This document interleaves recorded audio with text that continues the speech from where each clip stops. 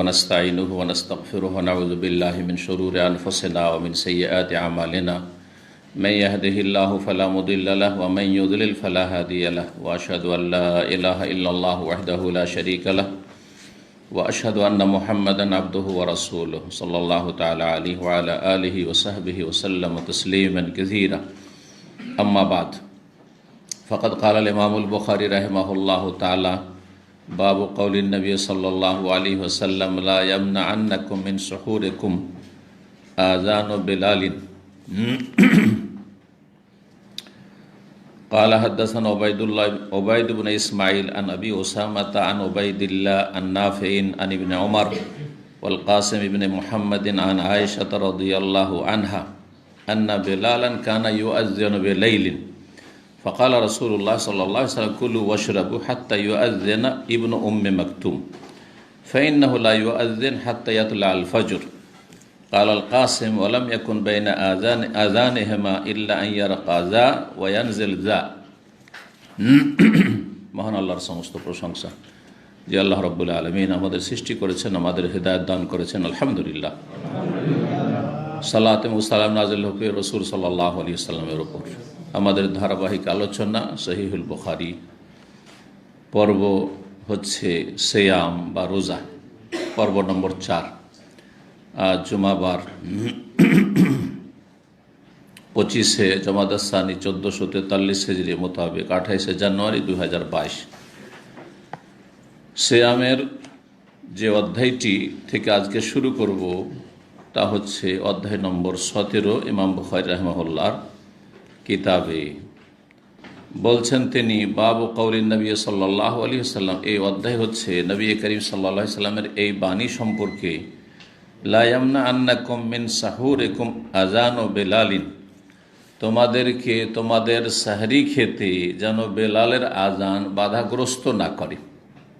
বেলাল রাদিয়াল্লাহু তাআলা আনহু যখন আজান দেয়, সে আজান তোমাদেরকে সাহরি খেতে যেন বাধা না দেয়, মানে তার আজান হোক তারপরেও সাহরি খেতে থাকো। বেলাল রাদিয়াল্লাহু তাআলা আনহু আজান দিতেন আর ইবনে উম্মে মাকতুম আজান দিতেন, কিন্তু বেলাল রাদিয়াল্লাহু তাআলা আজান হইতো ফজর হওয়ার শুভ সাদেকের কিছুক্ষণ পূর্বে, বেশ কিছুক্ষণ পূর্বে। যে আজানটি হারমাইন শরীফেন এখন চালু আছে। যারা মক্কায় ভোররাত্রে পৌঁছেছেন, হারামে অথবা মদিনায় ভোররাত্রে পৌঁছেছেন, ফজরের আজানের ঠিক 1 ঘন্টা আগে, ঠিক 1 ঘন্টা আগে একটি আজান হয়, যে আজানে আসসালাতু খায়রুম মিনান নওম বলা হয় না। শুনেছেন এই আজান কখনো? মক্কা মদিনায় শুনেছেন। এইখানেও দাম্মামেও এক সময় কোনো কোনো মসজিদে আজান হতো, সেটা শুনতে পেতাম, রমজান ছাড়া, জি শুনতে পেতাম। 1টি অথবা 2টি মসজিদে এরকম হবে, আজান মাঝে মাঝে শোনা যেত। এখন ইদানিং শুনতে পাই না। এটি সুন্নাত, এই আজান দেওয়া সুন্নাত। এই আজান ফজরের আজান নয়, এই আজান হচ্ছে 2টো কাজের উদ্দেশ্যে। একটা হচ্ছে তাহাজ্জুদ পড়ার উদ্দেশ্যে, আর একটি হচ্ছে সাহরি খাওয়ার উদ্দেশ্যে। যারা সিয়াম শুরু করবে, রোজা ধরবে, তারা সাহরি খাওয়ার জন্য জাগবে, আর যারা তাহাজ্জুদ গুজার, তাহাজ্জুদ পড়বে, তাদেরকে জাগানো হইল, এই উদ্দেশ্যে। তো এই আজান রমজানের সাথে খাস নয়, কারণ আমাদের দেশে বেশ কিছু মসজিদে এর উপর আমল আছে, কিন্তু শুধু রমজানে, শুধু রমজানে। যদিও কেউ যদি মনে করে রমজানে প্রয়োজন সেজন্য দিচ্ছি, তো জায়েজ, ঠিক আছে। ভারত, বাংলাদেশ, আহলেদেশ মসজিদগুলোতে এই সাহরির আজান রমজান মাসে হয়। আজান যদি দেয় সাহরি খাওয়ার জন্য বা তাহাজ্জুদ উঠানোর জন্য ভোর রাত্রে, এটি সুন্নাত, এটি হচ্ছে সুন্নাত, দিলে ভালো। কিন্তু আজানের বিকল্প অন্য কিছু করা এটি সুন্নত নয়, সুন্নাতের খেলাফ, সুন্নাতের খেলাফ। বিভিন্ন আমল রয়েছে শহরে, এক এক এলাকায়, এক এক দেশে এক এক রকমের আমল রয়েছে, সুন্নতের বিপরীত আমল রয়েছে। আপনাদের শহরগুলিতে নিজ নিজ অভিজ্ঞতা বলেন তো। হ্যাঁ, কি করে একজন উঠো সেহরির সময় উঠেছে, মানে ঘোষণা করে বাড়ায়। মহল্লায় মহল্লায় কাউকে রেখে দিয়েছে পয়সা দিয়ে, অথবা স্বেচ্ছাসেবক তারা কি করে, ওঠায়। এটা একটা তরিকা, গলিতে গলিতে, এটাও দেখেছি আমি কোনো কোনো শহরে বা কোনো কোনো জায়গায়। আর একটা হচ্ছে যে মাইক মসজিদের ব্যবহার করে আর বলে যে আপনারা জেগে যান, সাহারি খাওয়ার জন্য সময় নেই বা এত সময় আছে, বারবার বলতে থাকে। সব বিদআত, এগুলো ভুল, সুন্নাত বাদ দিয়ে এসব করা ঠিক নয়, এসব করা ঠিক নয়। আজান দেন, জি, আজান এবাদতও হইল, আল্লাহর জিকির আজকারও হইল, আর লোকজনকে সজাগ করা হইল, জি, বহুমুখী ফায়দা। শয়তান তাড়ানো হইল। আজান দিলে যতদিন পর্যন্ত আজানের আওয়াজ পৌঁছিবে ততদিন শয়তান, একবার শয়তান পালাতে থাকবে যাতে শুনতে না পায়।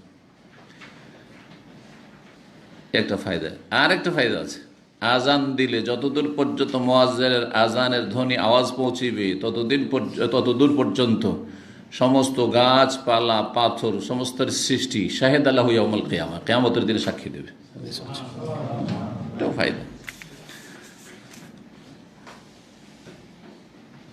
ইবনে উম্মে মাকতুম ফজর আজান দিতেন, আর যখন সাহারি খাওয়া নিষেধ, সেটা হচ্ছে ফজরের আজান আউয়াল ওয়াক্তে হলে, শুভ সাদেক হলে, নবী সাল্লাল্লাহু আলাইহি সাল্লামের জামানায় সুন্নাত মোতাবেক ফজরের আজান হয়তো সঠিক সময়ে, আর সেই আজান দিতেন আব্দুল্লাহ ইবনে উম্মে মাকতুম। তিনি অন্ধ ছিলেন, অতক্ষণ আজান দিতেন না যতক্ষণ পর্যন্ত তাকে না বলা হয়তো আসবাহতা আসবাহতা, ভোর করে দিলে, সকাল হয়ে গেল, সকাল হয়ে আজান দাও।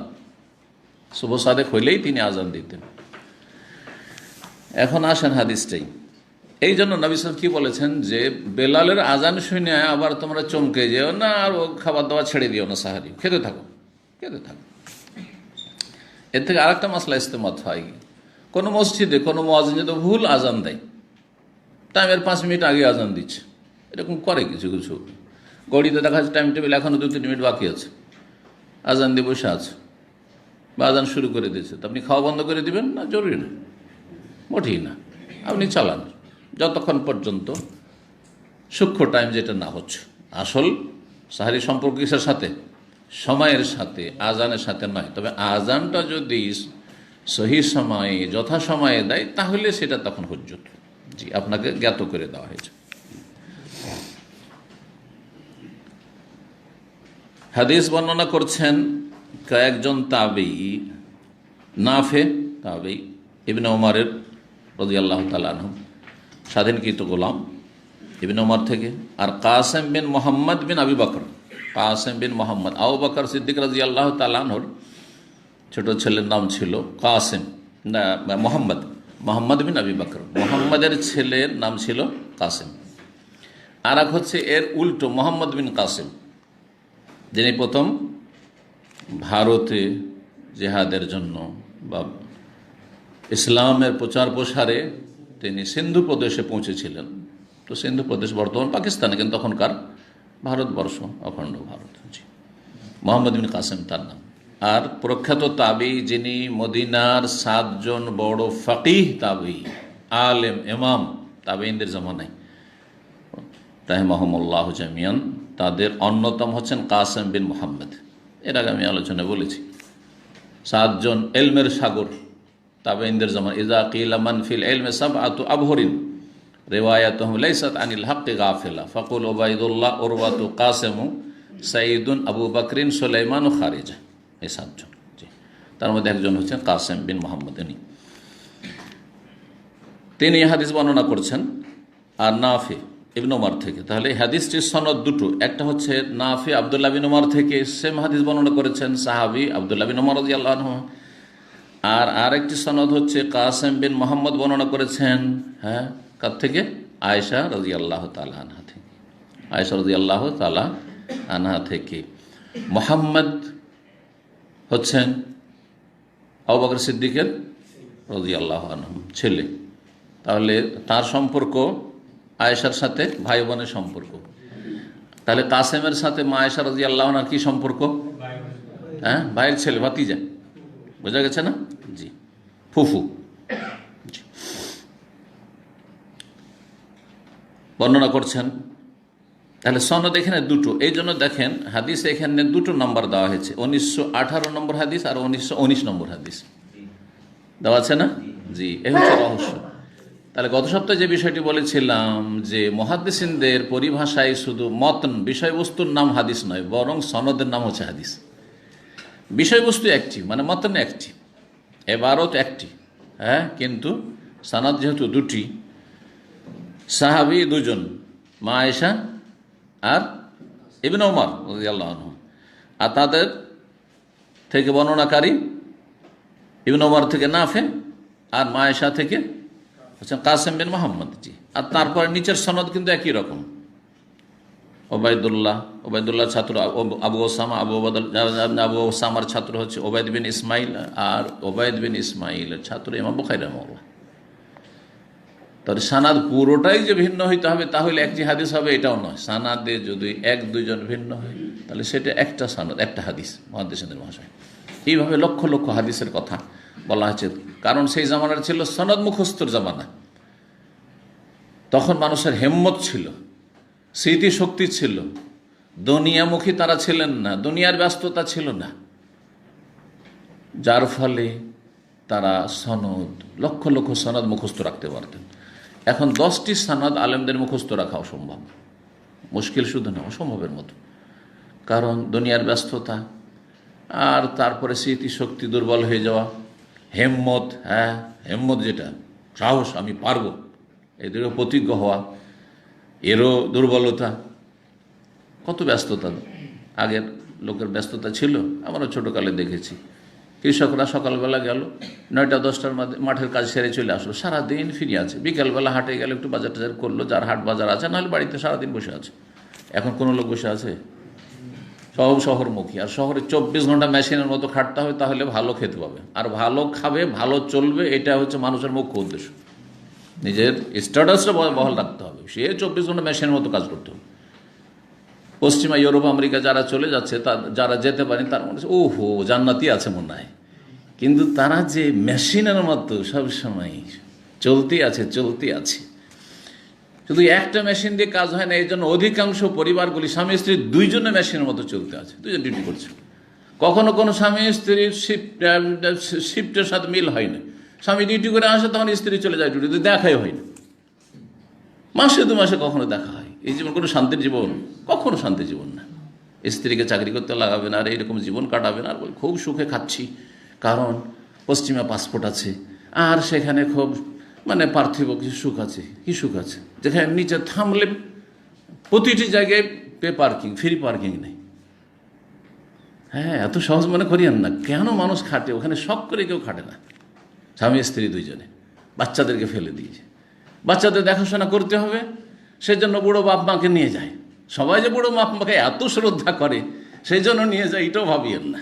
জি হ্যাঁ, রাগ করবেন না যারা পশ্চিমা দেশে আমার কথা শুনবেন, হয়তো অনেকে রাগ করে, সবার কথা বলছি না, কিন্তু অনেকে সরকার থেকে ভাতা পায় ও বুড়ো বাপ মায়ের জন্য, বড় অঙ্কের একটা ভাতা পাবে, তাদের খেদমত করে, এই জন্য নিয়ে যাচ্ছে। অনেক আছে আল্লাহর জন্য নিয়ে যাচ্ছে, বাপ মায়ের খেদমত করে জান্নাত পাবো। জি হ্যাঁ, মানুষ সবাই একরকম না। একটা কাজ করলে সবাই যে একবারে একই রকম এমন কখনো নয়। জি হ্যাঁ, এখানে এলেম শিখতে এসছে আর সবাই একই ক্যাটাগরির, অসম্ভব কথা এটা না।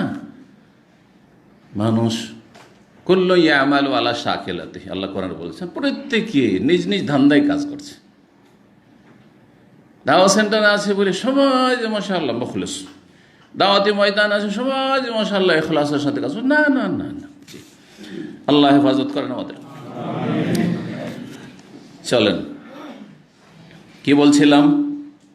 এতদূর চলে গেলাম, আসল বিষয় ফিরে আসি। মা আয়েশা রাদিয়াল্লাহু আনহা থেকে বর্ণিত, তিনি বলছেন, আন্না বেলালান কানা ইউআযিনু বিলাইলিন, বেলাল রাদিয়াল্লাহু তাআলা আনহু রাতে আজান দিতেন। এ ফজর আগের আজানটি, বাকি অন্য আজানগুলিতে মুয়াজ্জিন বেলাল ছিলেন। জোহর, আসর, মাগরিব, ইশা বেলাল রাদিয়াল্লাহু আনহু। মদিনার মসজিদের মুয়াজ্জিন হচ্ছেন বেলাল রাদিয়াল্লাহু আনহু। জি, মক্কার মুয়াজ্জিন আবু মাহজুরা রাদিয়াল্লাহু তাআলা আনহু, মক্কা বিজয়ের পরে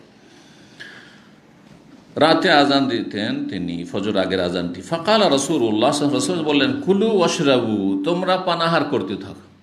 খেতে থাকো, পান করতে থাকো, হাত্তা ইউআজ্জিনা ইবনু উম্মে মাকতুম, যতক্ষণ পর্যন্ত উম্মে মাকতুমের ছেলে আব্দুল্লাহ ইবনে উম্মে মাকতুম আজান না দিচ্ছেন। কেন বেলালের আজান পরেও খেতে থাকবে কেন? ফাইন্নাহু লা ইউআজ্জিনু, কারণ ইবনে উম্মে মাকতুম যে আছে, আগে হয়ে গেল বেলালের কথা, ইউআজ্জিন বের সে রাতেই আজান দেয়, মানে এখনো শুভ সাদেক হয়নি তখনই আজান দেয়। ইবনে উম্মে মাকতুম আজান দিলে কেন খাওয়া দাওয়া বন্ধ করবে? বলছেন ফাইন্নাহু লা ইউআজ্জিন, কারণ ইবনে উম্মে মাকতুম সে আজান দেয় না অতক্ষণ, হাত্তা ইয়াতুল আলফা, যতক্ষণ পর্যন্ত শুভ সাদেক না হয়ে যায়, ফজর ভোর উদয় না হয়ে যায়। কালাল কাসেম, ইমাম কাসেম বিন মোহাম্মদ প্রখ্যাত তাবি, আয়েশা রাদিয়াল্লাহু তাআলা বর্ণনাকারী, তিনি বলছেন ওয়ালাম ইয়াকুন বাইনা আযানিহিমা, তাদের উভয়ের আজানের মাঝে কতটা ব্যবধান থাকতো এটা বলছেন। ইল্লা আইয়ারকা হাযা, যা যা মানে হাজা, যা আসলে ছিল হাজা, হা যা, যাটাই হচ্ছে আলো ইসিম ইশারা, যা মানে এটা, ওতে হা লাগিয়ে দিলে কাছের জন্য খাস হয়ে যায় নাহু গ্রামারে, আর যাতে জাকা বা জালেকা লাগিয়ে দিলে ওইটা দূরে হয়ে যায়। কথা বোঝা গেছে? তার আসল ইসমে ইশারা হচ্ছে জাল আলিফ জার যা, এই যা বাস। জি জি, হাজিহি, হা লাগিয়ে দেন হাজিহি। জি, বুঝলেন তো? জি, তো যা বলতে হাজা। দুই জনের আজানের মাঝে ব্যবধান ছিল এই যে ইল্লা আইয়ার কাজা, ইনি উঠতেন, ওয়ানজেল যা, আর উনি নামতেন। ইনি উঠতেন আর উনি নামতেন, তার মানে যে আগে আজান দিয়েছেন তিনি নামছেন কিস থেকে, ওই মেনারে একটু উঁচা জায়গায় আজান দেওয়া হয়তো, সেখান থেকে নামছেন। কে নামছেন? কে? যে আগে আজান দিয়েছেন, বেলাল রাদিয়াল্লাহু তাআলা আনহু। আর উনি নামলেন আর উনি চললেন। তাহলে কতক্ষণ আর লাগে? 1 মিনিট 2 মিনিট। তো 1 মিনিট 2 মিনিটে এই আজান দেওয়ার সার্থকতা কি আছে? সার্থকতা আছে যে একজন আজান দেওয়া শেষ হলো আর একজন উঠে গেল আজান দেওয়ার জন্য। তো এই আজান কি এতে না সাহরি খাওয়া হবে? বেলালের আজানে সাহরির জন্য জাগানোর উদ্দেশ্য পূরণ হবে, আর না তাহাজ্জুদ পড়ার উদ্দেশ্য পূরণ হবে? তাহলে আজান কিসের জন্য? তাহলে বোঝা গেল যে শুধু বুখারীর তরজমা পড়ে আলেম হয়ে গেছি, সেলফ স্টাডি, আমি বুখারী পড়েছি কয়েকবার, যথেষ্ট নয়। এগুলি বড় ফেতনা। আপনাকে ধীরে ধীরে ধীরে ধীরে উঠতে হবে। প্রথমখানে আমি বিএ ক্লাসের, এমএ ক্লাসের আর ডাক্তারি বই পড়ে ডাক্তার হয়ে যাবে এমন কোনো ডাক্তার পৃথিবীতে আছে নাকি? সব বই তো আছে, হোমিওর বই আছে, অ্যালোপ্যাথির বই আছে, সমস্ত আপনার হেকিমি বই আছে, বই আছে। বই পড়ে পড়ে ডাক্তার হওয়া যায়? তাহলে ওস্তাদ লাগবে। তো আপনার ওস্তাদ লাগবে না? অবশ্যই লাগবে, কিন্তু ওস্তাদ হইতে হবে বিশ্বস্ত এলেমওয়ালা।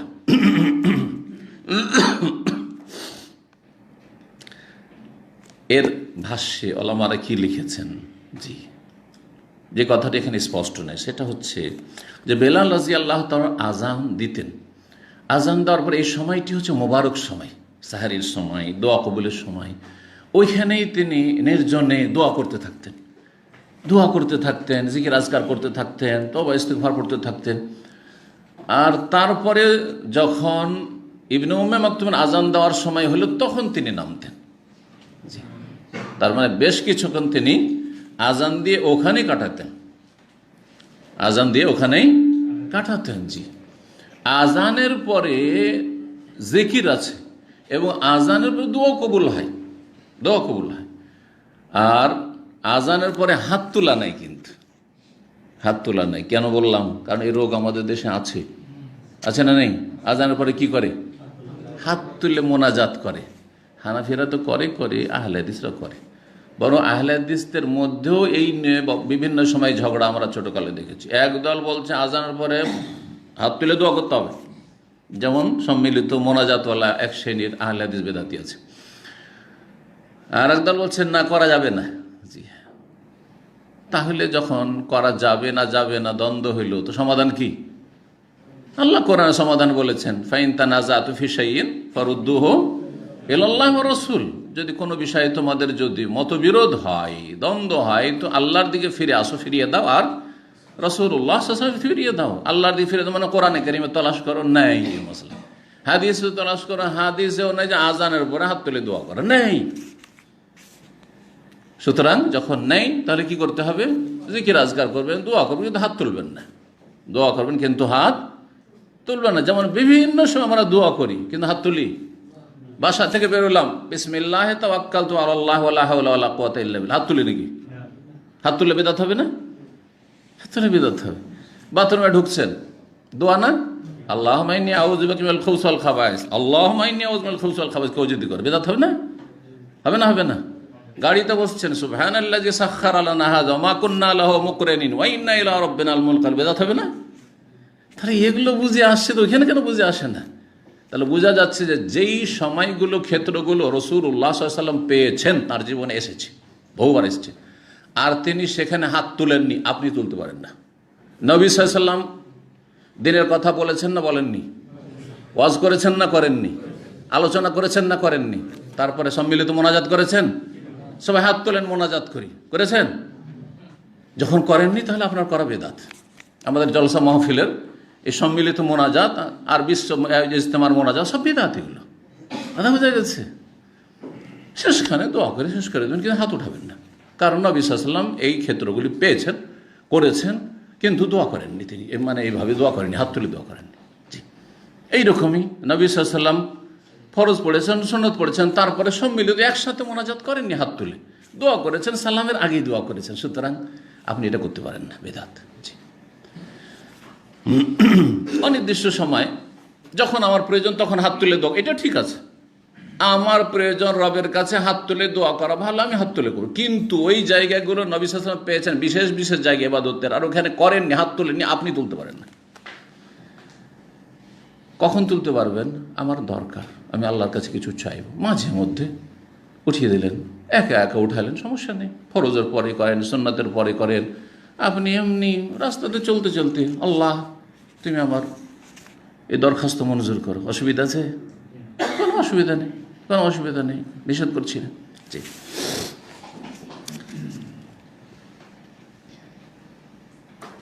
18 নম্বর অধ্যায় বলছেন বাবু তাজিল সুহুর। এই অধ্যায় হচ্ছে সাহুর, সাহারি জলদি করা। সাহারি বলবো না সেহরি বলবো, এই উর্দুতে যাওয়াতেই ঝামেলা হয়েছে, এ উর্দু থেকে বাংলা নেওয়াতেই ঝামেলাটা হয়েছে। আমরা উর্দু থেকে বাংলা যদি না নিই, আরবিতে কি আছে? সাহুর, সাহুর বলেন, সিয়াম বলেন, যেমন যাকাত বলছেন, তাই না? হজ বলছেন, আরবি শব্দ, তেমনি রোজা না বলে সিয়াম বলেন, সওম বলেন, নামাজ না বলে আপনি সালাত বলেন, ঝামেলা শেষ। ঠিক তেমনি সেহরি আর সাহারির দ্বন্দ্ব, আরে দায়ীদের মধ্যে দ্বন্দ্ব। গত 1-2 বছর আগে দেখলাম কেউ লিখছেন না সেহরি বলতে হবে, আর আমার আপনি যদি উর্দু মিডিয়াম বলেন তো সেহরি না, সেহর মানে জাদু, হয়তো সাহারি বলতে হবে, এক দ্বন্দ্ব, ঝামেলা।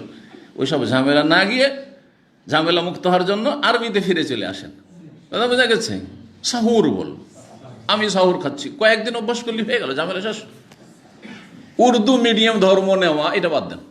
জি, ফার্সি মিডিয়াম ধর্ম নেওয়া ছিল, ওই মোগল আমলের ছিল, যেহেতু ফার্সি রাষ্ট্রীয় ভাষা ছিল, এখন বাদ দেন, ও জামানা গেছে। মাদ্রাসা পড়লে উর্দু শিখতে হবে, না হলে আপনি আলেমী হইতে পারবেন না, দাওরা পড়তে পারবেন না, ওইটা বাদ দেন। বাংলা দিয়ে শিখেন, বাংলা থেকে সরাসরি আরবি, তাহলে সময় নষ্ট হবে না, আর এত বেশি পরিশ্রম লাগবে না, আর তাড়াতাড়ি ভালো আলেম হইতে পারবে। আমাদেরকে উর্দু পড়তে হয়েছে, বাংলা মাতৃভাষা পড়তে হয়েছে, আবার ফার্সি পড়তে হয়েছে, তারপরে গিয়ে আরবিতে চড়তে হয়েছে। এই চড়তে চড়তে 1 বছর লেগে গেছে। 1 বছর বলে কত বছর লেগে গেছে। ফার্সি পড়েছি 3 বছর ধরে, সময়টা নষ্ট হয়নি। কী করবো ফার্সি পড়ে, মৃত ভাষা পড়ে? জি,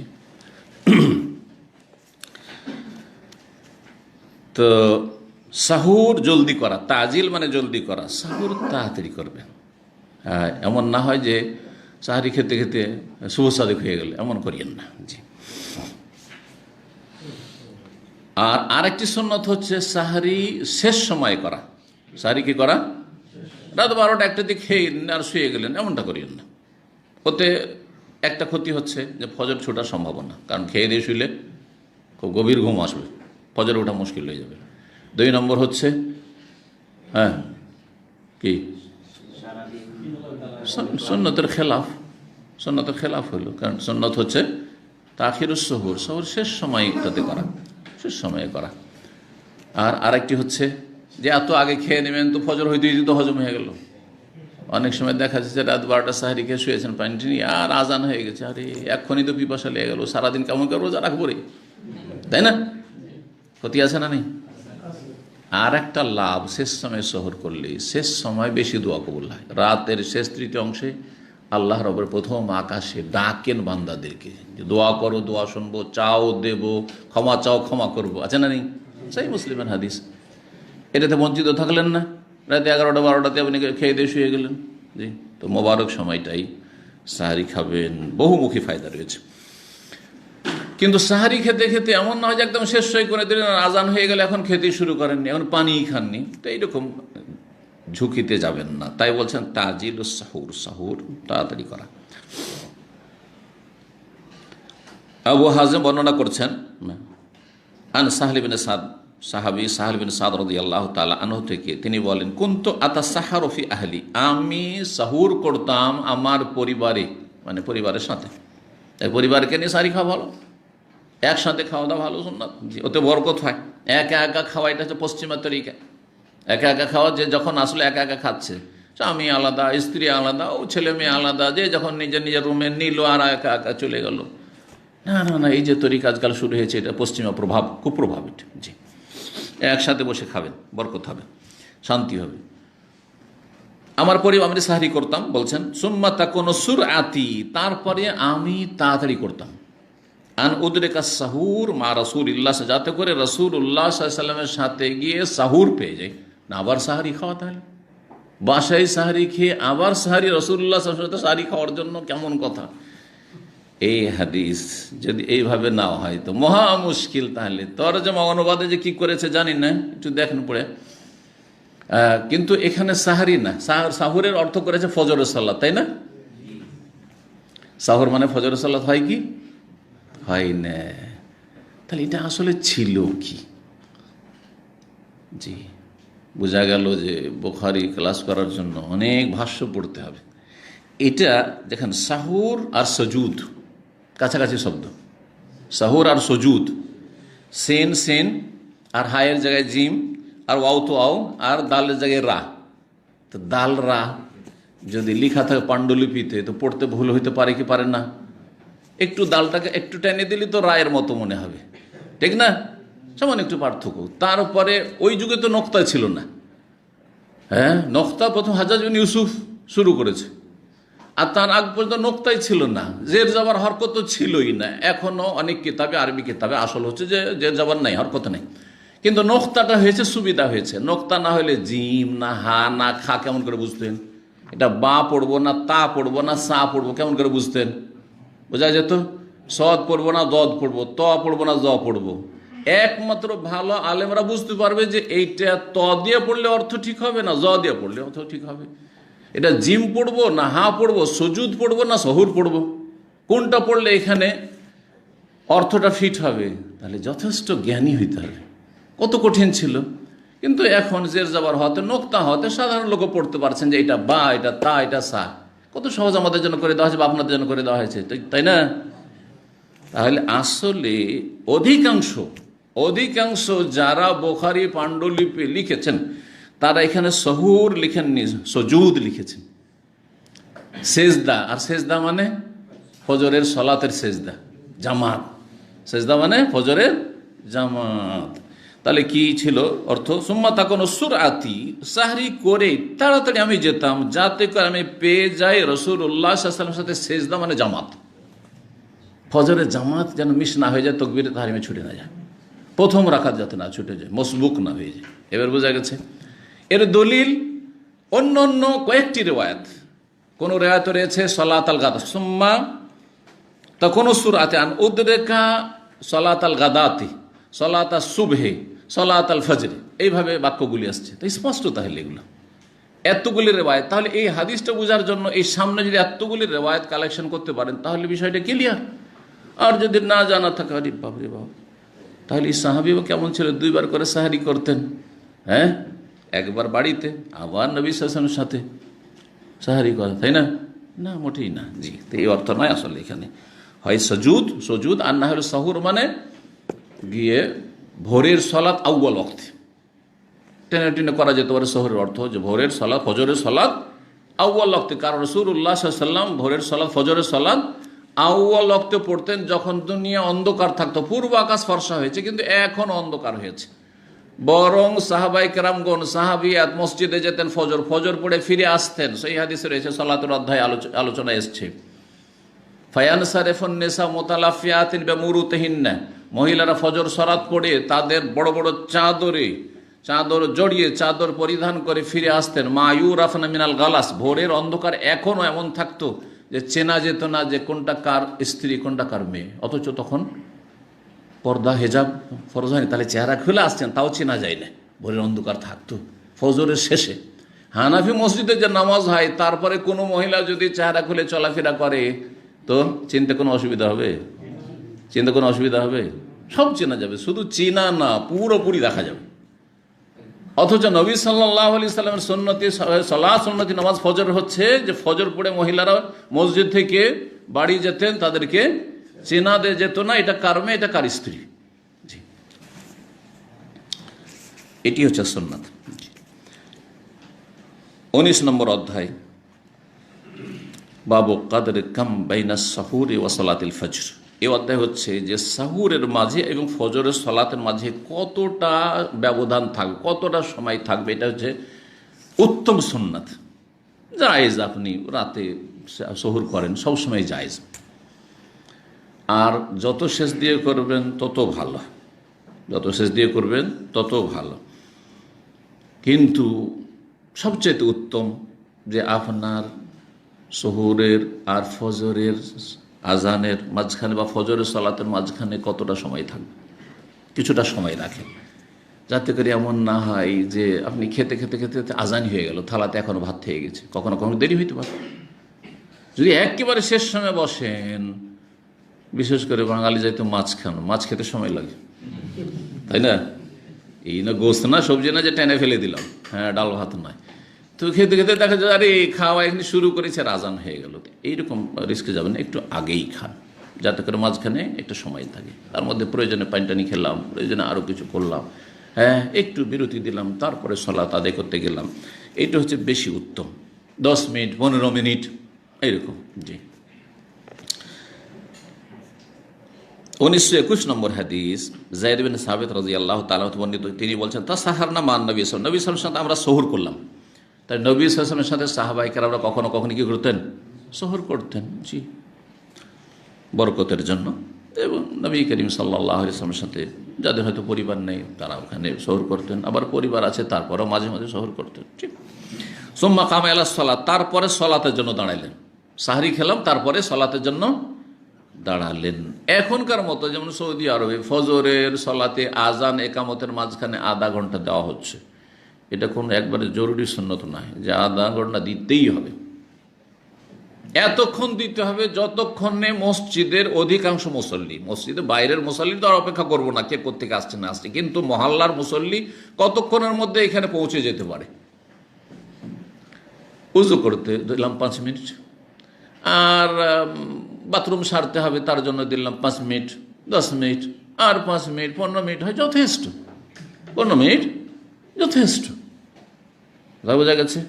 ফজরেও আর মাগরিবে 10 মিনিট, 8 মিনিট, 7 মিনিট, যাতে করে উজু করে এসে প্রথম রাকাত পেয়ে যায়। কিন্তু মাগরিবে আমাদের দেশে সুন্নতের খেলাফ জামাত শুরু করে, আজানের সাথে সাথে একদম ঝাঁপিয়ে পড়ে।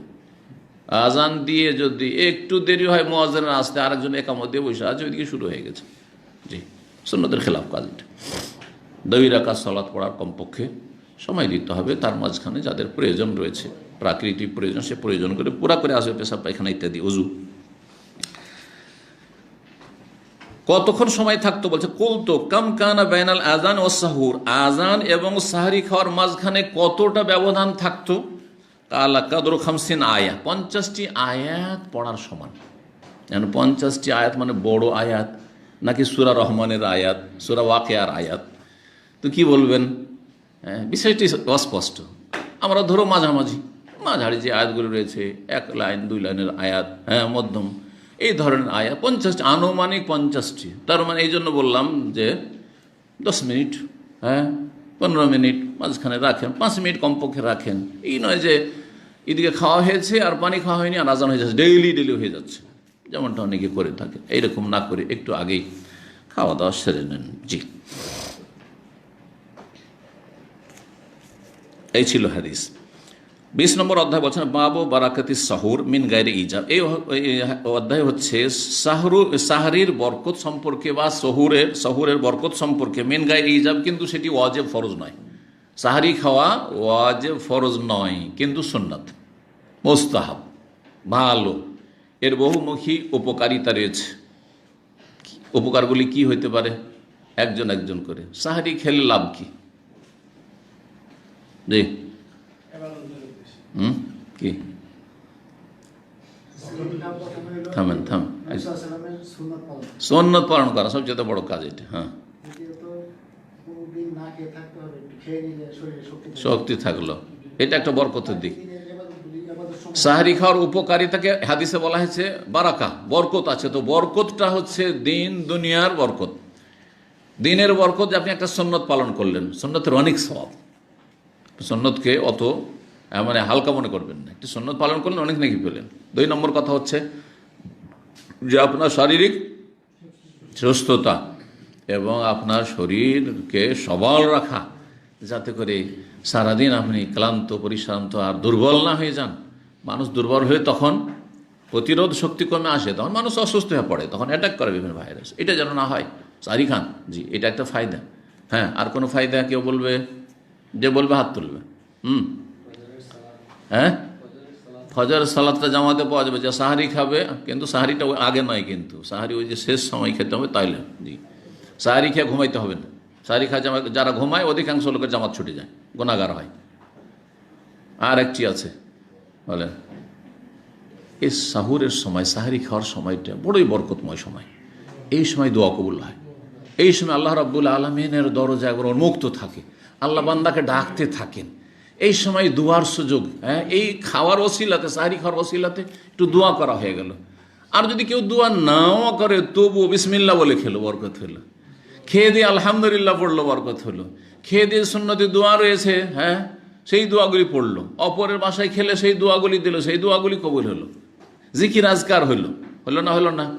তো এই সময়টা জেগে থাকলো। এই সময়টা জেগে থাকাটা শরীর স্বাস্থ্যের জন্য, আজকাল সায়েন্স বলছে যে ভোর রাত্রের সময়টা জেগে থাকা, ফজরের আগে জেগে যাওয়া শরীরের জন্য ভালো। সুবহানাল্লাহ। এক সময় আসবে যে সায়েন্সে প্রমাণ করে দেবে যে ইসলাম, হ্যাঁ, শুধু আল্লাহর দিন না, এটা হচ্ছে বাস্তব দিন মানুষের জন্য। মানুষের সার্বিক কল্যাণিতে আছে, শরীর স্বাস্থ্য থেকে শুরু করে সমস্ত রকমের কল্যাণ ইসলামে আছে। জি, টাকনার নিচে কাপড় গেলে দুর্বল হয়ে যায় মানুষ, পুরুষত্ব দুর্বল হয়ে যায়, আজকাল সায়েন্স প্রমাণ করছে। টাকনার উপরে কাপড় পরেন, জি হ্যাঁ, এই ক্ষতিটা হবে না। দাড়ি বারবার মন্ডন করলে পুরুষত্ব দুর্বল হয়ে যায়, আজকের সায়েন্সে প্রমাণ করছে। বোঝা গেছে? কিন্তু সায়েন্স থেকে আল্লাহমুখী হওয়ার চেষ্টা করতে হবে। অধিকাংশ যারা 2-4টা সায়েন্স পড়ে তারা আল্লাহ বিমুখ হয়ে যায়, আগে থেকে নাস্তিক। হ্যাঁ, মগজ থেকে আল্লাহকে বের করে দিয়েছে, আখেরাতকে বের করে দিয়েছে, যার ফলে তারা গোমরাহ হয়ে থাকে। কিন্তু আল্লাহ রাব্বুল আলামিনের প্রতি ঈমান, ইয়াকিনের সাথে যদি কেউ সায়েন্স পড়ে, তাহলে আরও বেশি সে, হ্যাঁ, আল্লাহ সম্পর্কে জ্ঞান অর্জন করতে পারবে এবং আল্লাহর প্রতি ঈমান তাদের আরও মজবুত হবে। আল্লাহ যেন আমাদের ঈমানকে মজবুত করে দেন। আমরা রহস্য জানিয়া না জানি, ফায়দা লাভ জানিয়া না জানি, আমাদের এতটাই যথেষ্ট যে আল্লাহ আমাদের সবচেয়ে বড় মায়া করেছেন, আরহামুর রাহিমিন তিনি। শুধু আমাদের যা হুকুম দিয়েছেন তাতে কল্যাণ রয়েছে, যা নিষেধ করেছেন, এই জন্য নিষেধ করেছে, আমাদের ক্ষতি রয়েছে। রাসূলুল্লাহ সাল্লাল্লাহু আলাইহি ওয়াসাল্লাম রাহমাতুল লিল আলামিন। আরে গাছপালা পশু পাখির জন্য রহমত, তো মুমিন আর মুসলিমের জন্য কত রহমত। তিনি যা বলেছেন তাতে কল্যাণ আছে। আমাদেরকে যদি কোনো হুকুম করে থাকেন তাতে ভালাই রয়েছে, দিন দুনিয়া আখেরাত সব কিছুর ভালাই রয়েছে। যদি কোনো কিছু বারণ করে থাকেন তাতে কল্যাণ রয়েছে, তার অনুসরণে কল্যাণ রয়েছে। আল্লাহ যেন এই বিষয়গুলি উপলব্ধি করার তৌফিক দান করেন। তো ওয়াজিব নয় সাহারি, কিন্তু তাতে বরকত রয়েছে, সুন্নাত। লিআন্নান নবী সাল্লাল্লাহু আলাইহি ওয়াসাল্লাম, কেন ওয়াজিব নয়? বলছেন যে কারণ নবী সাল্লাল্লাহু আলাইহি ওয়াসাল্লাম এবং সাহাবায়ে কেরামগণ ওয়াসালু, তারা কি করেছেন? একটানা বিনা বিরতিতে কয়েকদিনের সিয়াম পালন করেছেন। ইফতারিও না, সহুরও না, এটাকে সওমে ওয়েসাল বলা হয়, কন্টিনিউ সিয়াম পালন করা, দিনের পর দিন, 2 দিন 3 দিন 4 দিন একটানা পানাহার না করে সিয়াম পালন করা। এরকম শুনেছেন না শোনেননি কোনো সময়? এর নাম হচ্ছে সওমে ওয়েসাল। ওয়েসাল মানে মিলিয়ে দেওয়া, একদিনকে আরেক দিনের সাথে মিলিয়ে দেওয়া, তারপরের দিনের সাথে মিলিয়ে 2 দিন 3 দিন চলছে। সুবহানাল্লাহ। তার মানে মানুষ তাহলে 2 দিন 3 দিন পানাহার না করে থাকতে পারবে? থাকতে পারবে? আজকাল যারা ট্রেনিং করছে, ডাক্তারের পরামর্শে ট্রেনিং করছে, তারা বুঝছে যে আমরা পারছি। তারা শুধু পানি খেয়ে, এটা কি বলছে? Water fasting. মাশাআল্লাহ, কোন ডাক্তার বললো ওয়াটার ফাস্টিং, আর শুরু করে দিলেন। কারণ আমি সুস্থ থাকবো, আমার হার্ট অ্যাটাক না হয়, আমার চর্বি না জমে যায়, আমার ব্লক না হয়ে যায়, এই না হয় সেই না হয়। কিন্তু রাসূলুল্লাহ সাল্লাল্লাহু আলাইহি ওয়াসাল্লাম আপনার জন্য আমার জন্য যে রহমত হয়ে এসেছিলেন আল্লাহর পক্ষ থেকে, আল্লাহ যে আরহামুর রাহিমিন, তার বিধান সম্পর্কে আপনার ইয়াকিন নেই? জি হ্যাঁ, যে রোজা রাখলে, রোজা রাখাই গরমের দিনে সম্ভব? তো 3 দিন 4 দিন কি করে সম্ভব? আপনার 7 দিন কি করে ওয়াটার ফাস্টিং করা সম্ভব? আমাদের কিছু ভাই ওয়াটার ফাস্টিং করছে 7 দিন ধরে। 7 দিন না? চিন্তা করেন আপনি কি করে ওয়াটার ফাস্টিং করছে 6 দিন 7 দিন ধরে, আর 3 দিনই যদি করে, কি করে করছে? শুধু পানি খেয়ে। তো মানুষ যখন তার সাথে অ্যাড করবে কোনটা? আল্লাহর ইবাদত, জান্নাত পাওয়া, জাহান্নামের আগুন থেকে বাঁচবে এর মাধ্যমে। কারণ রোজার মাধ্যমে জাহান্নামের আগুন থেকে বাঁচবো, জান্নাত পাবো, আল্লাহ আমার উপর রাজি হবে, তাহলে তখন আরও এনার্জি বেড়ে যায়, আরও এনার্জি শরীরে বেড়ে যায়। দেখেন রমজান মাসে আমাদের রোজা রাখতে কষ্ট লাগে না, কারণ এই চেতনা নেই, মানে এখানে রমজান। কিন্তু নফল রোজা করলে ওরে বাপরে বাপ, মানে কষ্ট লাগে, তাই না? জি। নবী সাল্লাল্লাহু আলাইহি ওয়াসাল্লাম সাহাবায়ে কেরামগণ সময় বেসাল করেছেন, ওয়ালাম ইউজকারি সাহুর, আর তাদের এই কন্টিনিউ কয়েকদিনের রোজাতে সাহুরের আলোচনা নেই। তাহলে বোঝা গেল সাহুর করা ফরজ ওয়াজিব যদি হইতো তো নবী সাল্লাল্লাহু আলাইহি ওয়াসাল্লাম সাহাবারা এমনটা করতেন না। এখন এই মর্মে হাদিস শুনেন, 1922 নম্বর হাদিস, আব্দুল্লাহ বিন মাসউদ রাদিয়াল্লাহু তাআলা আনহু থেকে বর্ণিত, বলছেন আন্নাসা ওয়াসালা, নবী সাল্লাল্লাহু আলাইহি ওয়াসাল্লাম সওমে ওয়াসাল করলেন, মানে এক টানা বিনা বিরতিতে কয়েকদিনের সিয়াম করলেন, না ইফতারি না সহুর। ফাওয়াসালান নাস, লোকেরাও দেখা দেখে, আরে নবী সাল্লাল্লাহু আলাইহি ওয়াসাল্লাম করবেন, আমরা কেন করবো না? তারাও করা শুরু করেছে। ফাশাক্কা আলাইহিম, কিন্তু সাহাবায়ে কেরামদের জন্য কঠিন হয়ে গেল। তারা কি আর নবীর মতো পারছেন না, কঠিন হয়ে গেছে। ফানাহাহুম, তাদেরকে নিষেধ করে, খবরদার তোমরা করিও না তোমরা। এই নিষেধটা মায়া ভরা নিষেধ, শাফাকাতান, এটা শারআন কঠিনভাবে নিষেধ। এমনের চাইতে বেশ কিছু বিধান রয়েছে যেগুলিতে দুনিয়ার কল্যাণ রয়েছে, নবী সাল্লাল্লাহু আলাইহি ওয়াসাল্লাম নিষেধ করেছেন। নবী সাল্লাল্লাহু আলাইহি ওয়াসাল্লাম নিষেধ করেছেন। প্রতিদিন কেন রোজা রাখতে নিষেধ করেছেন? এই জন্য যে তুমি দুর্বল হয়ে পড়বে। হাদিসে আছে যে দেখো তুমি এই কাজ করিও না, আব্দুল্লাহ বিন আমর বিন আস বলছেন, না হলে তোমার চোখ বসে যাবে, মানে দৃষ্টিশক্তি তোমার একসময় হ্রাস পেয়ে যাবে, অন্ধ হয়ে যাবে তুমি, আর তোমার হাড় হাড্ডি কমজোর হয়ে যাবে, আর তুমি তোমার হক আদায় করতে পারবে না, ইত্যাদি ইত্যাদি। হ্যাঁ, অসুস্থ হয়ে পড়বে, বিছানা ধরে নেবে। নবী সাল্লাল্লাহু চাননি মায়া। এটা বলা হয় এই নবী সাল্লাল্লাহু আলাইহি ওয়াসাল্লামের এই নিষেধাজ্ঞা হচ্ছে শাফাকাতান, মায়ার জন্য। জি। অথচ নিজে করছেন, তিনি নিজে 3 দিন 4 দিন রোজা রাখছেন একটা না, কিন্তু সাহাবায়ে কেরামদেরকে নিষেধ করছেন, নিষেধ করলেন। কালু, তখন সাহাবীরা বলেন, ইন্নাকা তুয়াসিল ইয়া রাসূল, আমাদেরকে কেন বারণ করছেন? আপনি তো সওয়াবেসাল করছেন, আপনি যে কয়েকদিন ধরে করছেন, আমরা করলাম তো কি হলো? হ্যাঁ, আমরাও করি আপনার দেখা দেখি। কাল লাস্তু কাহাইয়াতিকুম, আমি তোমাদের মতো না, আর তোমরা আমার মতো না। কেন বলছেন? ইন্নী আযাল্লু উতআম ওয়া উসকা, আমাকে প্রতিদিন আযাল্লু, আল্লাহ রাব্বুল আলামিন খাবার দেন এবং পানীয় দেন। খাবার দেন, পানীয় দেন মানে এই নয় যে জিবরাইল পানি নিয়ে আসে আর খাবার নিয়ে আসে। খাবার আর পানীয়র যেটা লক্ষ্য উদ্দেশ্য, সেটা আল্লাহ আমার পুরা করে দেন, এটা হচ্ছে এর উদ্দেশ্য। কথা বোঝা গেছে? খাবার উদ্দেশ্য কি? পুষ্টি। আমার পুষ্টি ঠিক আছে, খাচ্ছি না কয়েকদিন। আর পানির উদ্দেশ্য কি? পিপাসা দূর করা, সেটাও আল্লাহ দূর করে দিয়েছেন। শরীরে এত আল্লাহ শক্তি দিয়েছেন, নবী করিম সাল্লাল্লাহু আলাইহি সাল্লামকে দিয়েছিলেন, যে না খেলেও কিছু হয় না। হ্যাঁ, পানি না পান করলে কিছু হয় না, কিন্তু সাহাবীদের মরমর অবস্থা। তোমরা এরকম কাজ করিও না, তোমরা আমার মতো না করিও না।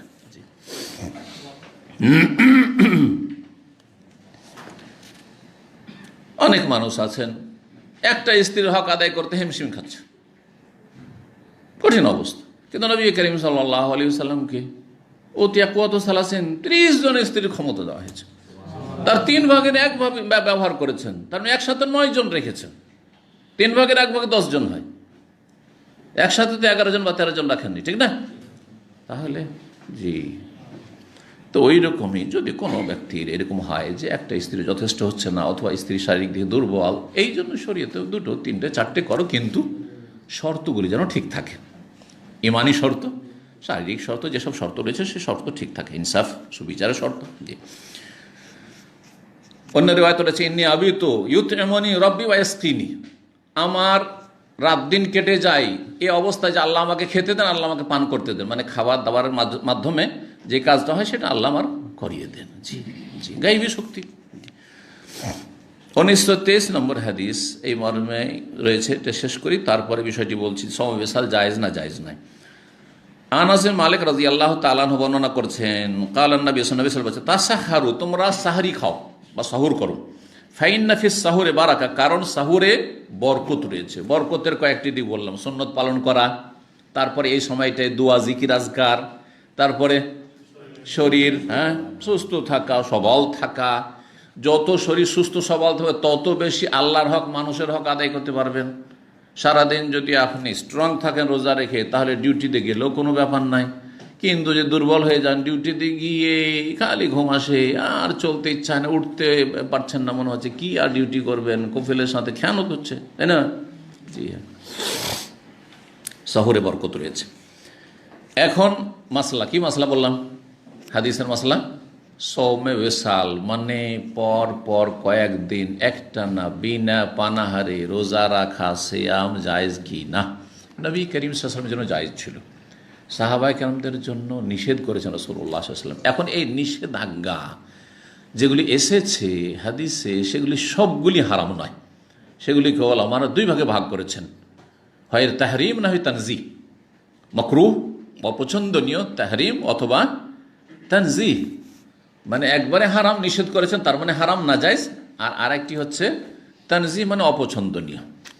জি, দাঁড়িয়ে পানাহার করতে নিষেধ করেছেন, কিন্তু দাঁড়িয়ে যদি কেউ পান করে, খাওয়া দাওয়ার বিষয়টি একটু আরও মানে কঠিন, নিষেধ রয়েছে কঠিনভাবে, সেই জন্য ওটা বর্জনীয়। কিন্তু মাঝে মধ্যে পান করে নিলেন, জমজম শুধু নয়, কথা বোঝা গেছে, আর উজুর পানি নয়, যদি ওই ক্ষেত্রে হাদিস আছে, কিন্তু কথা হচ্ছে যে অন্য পানীয়, আপনি 7 আপ, পেপসি, একটু লাবান দাঁড়িয়ে পান করে নিলেন, কি হারাম কাজ করলেন নাকি? কিন্তু কাজটি অপছন্দনীয়। কাজটি কি? এটাকে বলা হয় মাকরুহ তানজিহ, অপছন্দনীয় কিন্তু হারাম নয়। আর আরেকটি মাকরুহ হচ্ছে যেটা হারামের পর্যায়ে চলে যায়, নাজায়েজের পর্যায়ে চলে যায়। এখন কোনো ব্যক্তি উম্মতের যদি পরপর কয়েকদিন বিনা কোনো সাহারি ইফতারি কিছুই খাচ্ছে না, কিছুই পান করছে না, রোজা রাখে, তো জায়েজ কি না? এই নিয়ে ওলামাদের 2টো মত রয়েছে ফুকাহাদের। তার মধ্যে সহি হচ্ছে যে এটা উম্মতের জন্য নাজায়েজ, হারাম, মাকরুহ তাহরিম, মাকরুহ তাহরিম। ইবনে উসাইম রাহমাতুল্লাহ আলাইহি জিজ্ঞাসা করা হলে তিনি বলেন যে এটি হচ্ছে মাকরুহ তাহরিম, তাহরিম। জি, কারণ নবী সাল্লাল্লাহু আলাইহি সাল্লাম সাহাবায়ে কেরামদেরকে নিষেধ করেছেন। জি, 21 নম্বর অধ্যায় বলছেন, বাবুন, এই অধ্যায় হচ্ছে এজা নওয়াবিন নাহারে সওমান, দিনে যদি কেউ সিয়ামের নিয়ত করে, দিনের বেলা নিয়ত করে নিল যে আজকে আমি রোজা রেখে নিলাম, তো চলবে না চলবে না? কে বলবে উত্তর? যে বলবে হাত তুলবে। চলবে? চলবে সব? নফল রোজার ক্ষেত্রে চলবে, ফরজের ক্ষেত্রে চলবে না। দেখেন, চলবে তাহলে বলা ঠিক হয়নি। এই জন্য মাসলা বলার সময় নিজেও ক্লিয়ার করে নিতে হয়, আর জিজ্ঞাসাকারী যে জিজ্ঞাসা করেছে তার কথা অস্পষ্ট থাকলে ক্লিয়ার। আপনি যে জিজ্ঞাসা করছেন যে দিনে আমি নিয়ত করলে রোজা হবে কিনা, আপনাকে ফতোয়া জিজ্ঞেস করবো, আমাকে ফতোয়া, আমি জিজ্ঞেস করবো যে আপনার রোজাটি নফল না ফরজ, ক্লিয়ার করেন। যদি বলে ফরজ তাহলে চলবে না, আর যদি নফল হয় তাহলে চলবে। হাদিসটা দেখে নি, তারপরে ফরজে যে চলবে না এর দলিল বলবো। ওয়াকালাত উম্মু দারদা, দারদার মা বলেছেন, কান আবু দারদা, দারদার বাপ মানে তার স্বামী, কি করতেন? ইয়াকুল, বলতেন, ইনদাকুম তা'ামুন, তোমাদের কাছে খাবার আছে, ফাইন কুলনা, যদি বলতাম স্বামীকে লা খাবার নাই বাড়িতে সকালবেলা ফজরের পরে দিনের বেলা, তখন তিনি বলতেন ফাইনি সাইম ইয়াউমি হাজা, তাহলে আজকের দিন আমি সিয়াম রেখে নিচ্ছি, রোজা রেখে নিচ্ছি। ফালাহু আবু তালহা আনসারী এরকমটা করেছেন, আবু হুরায়রা এমন করেছেন, ইবনে আব্বাস রাদিয়াল্লাহু তাআলা আনহু তিনিও করেছেন, হুযায়ফা রাদিয়াল্লাহু আনহু আজমাইন তিনিও করেছেন, অনেক সাহাবা কেরাম এই আমলটি করেছেন। তার আগে নবী সাল্লাল্লাহু আলাইহি ওয়াসাল্লাম করেছেন, হাদিসে রয়েছে নবী করিম সাল্লাল্লাহু আলাইহি ওয়াসাল্লাম সকালবেলা আর বিকালবেলা দুটো চক্কর দিতেন এই 9 বিবির বাড়িতে বাড়িতে। আর যখন রাত হইতো তখন যেই বিবির যেই স্ত্রীর পালা হইতো তার বাড়িতে চলে যেতেন, আর রাত্রিবেলা কারো বাসায় ঢুকতেন না, অন্য কোনো বাসায় বাড়িতে কক্ষে ঢুকতেন না। জি, যাদের একাধিক স্ত্রী আছে তারা দিনের বেলা অন্য স্ত্রীর কাছে যেতে পারে, এমন নয় যে দিন রাত 24 ঘন্টা তুমি আজকে আমার পালা আমার ঘরে থাকবে, তুমি ওই সতীনের বাড়ি যাবে না, এটা চলবে না। দিনের বেলা ফ্রি, যেমন বাইরে কাজ কামে যেতে পারে, তেমনই আর এক স্ত্রী আছে তার খোঁজ খবর নিতে যেতে পারে। 2 বার যেতেন, সকালবেলা একটু খোঁজ খবর নিয়ে নিতেন, সকালবেলা কি খবরটা একটু গেলেন, একটু কাছাকাছি হইলেন, সহবাস ছাড়া অন্য কাছাকাছি হইতে পারে, জি, আলিঙ্গন করতে পারে, জি, তাও জায়েজ, এটা মশলা জানেন। সন্ধ্যাবেলা আবার আসর পরে একটা চক্কর দিতেন, খোঁজ খবর নিয়ে নিন, সন্ধ্যাবেলার খবরটা হয়ে গেল যে কে কেমন আছে, কি অবস্থা। আর তারপরে তখন কারো বাড়িতে কিছু থাকলে তারাও কিছু পরিবেশন করতো, কিছু থাকলে ওর মধ্যে মধু খাওয়ার ঘটনা রয়েছে যে আসর পরে নবী সাল্লাল্লাহু আলাইহি ওয়াসাল্লাম যেতেন তো কোনো বিবি মধু খাওয়াইতেন, জি। তো এই ঘটনা যেটা সূরা তাহরিমে তাফসীরে রয়েছে। তারপরে তখন মাগরিব এশা পড়ে যার পাল্লা তার ঘরে চলে যেতেন সাল্লাল্লাহু আলাইহি ওয়াসাল্লাম। নবী সাল্লাল্লাহু সকালবেলা যখন যেতেন জিজ্ঞেস করতেন যে হালিয়ান্দাকুম মিন তুআম, তোমাদের বাড়িতে কিছু খাবার দাবার আছে? 9 জন স্ত্রী সবাই মাঝে মাঝে কিছুই নেই আজকে, কারো বাড়িতে যখন কিছু নেই তো আর খেতে পাবোই নাই তো সারাদিন, তো এমনি এমনি না খেয়ে না থেকে এবাদতের নিয়তে না খেয়ে থাকলাম। তখন তিনি বলতেন এজান আনা সাইম, তাহলে আজকে আমি সাইম, রোজা রেখে নিচ্ছি, জি সাল্লাল্লাহু আলাইহি ওয়াসাল্লাম। তবু কত কত সুখের জিন্দগি ছিল, কত মানসিক শান্তি ছিল, ছিল না? ছিল না? কিন্তু এত খেয়ে না মানসিক শান্তি, না শারীরিক শান্তি, না পারিবারিক শান্তি, জি, পাপের কারণে আর নেক জীবন না থাকার কারণে। যার যত বেশি পাপ রয়েছে তত বেশি তার অশান্তি রয়েছে, আল্লাহ যেন আমাদের হেফাজত করেন। জি,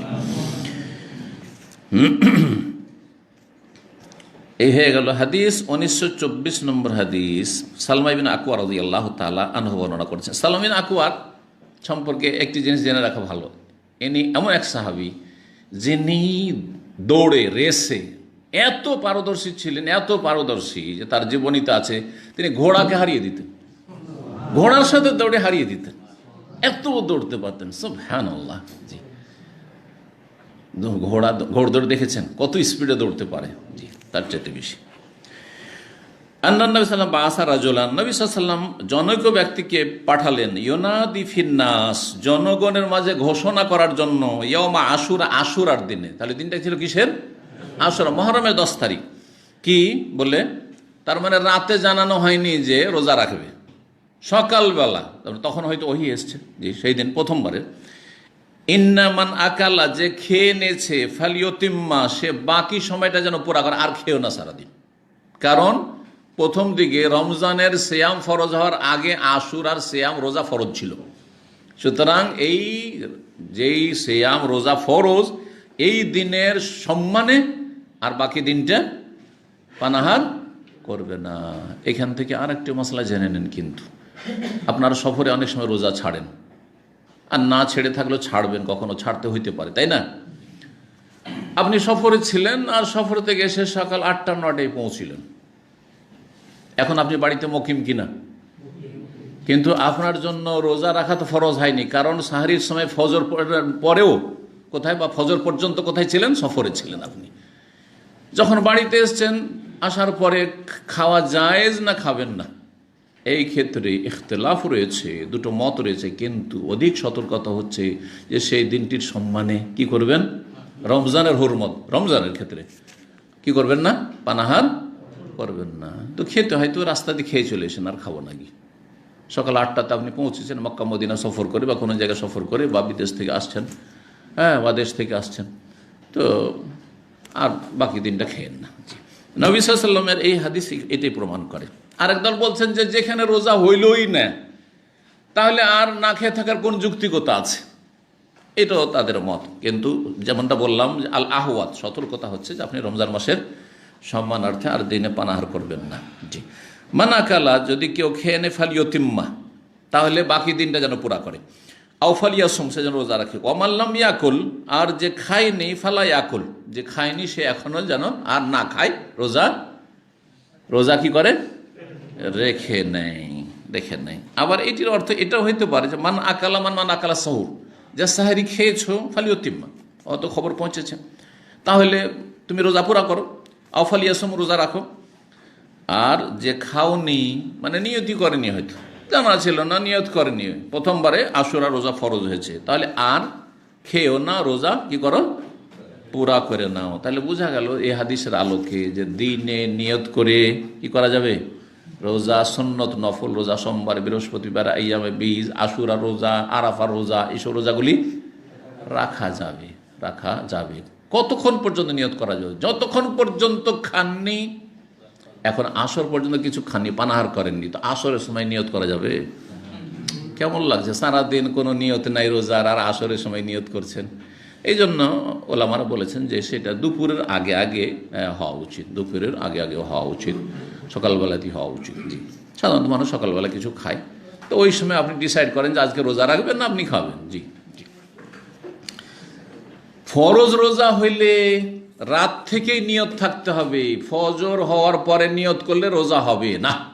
রমজান মাসের রোজার ক্ষেত্রে বা ফরজ রোজার ক্ষেত্রে, রমজান মাসের কাজাই হচ্ছে ফরজ, রমজান মাসের কাজা ধরেন এই সময় করছেন, আর সকালবেলা 8টার সময় বলছেন আজকে নিয়ত করেনি ফরজ রোজার, চলবে না। দলিল নাসাইতে হাদিস রয়েছে, যে হাদিস রয়েছে মাল্লাম ইউবাইয়াতি সিয়ামা কাবলাল ফজরে ফালা সিয়াম, যেই ব্যক্তি রাতেই ফজরের আগে রোজার সিয়ামের নিয়ত না করবে, ফালা সিয়াম, তার সিয়াম হবে না।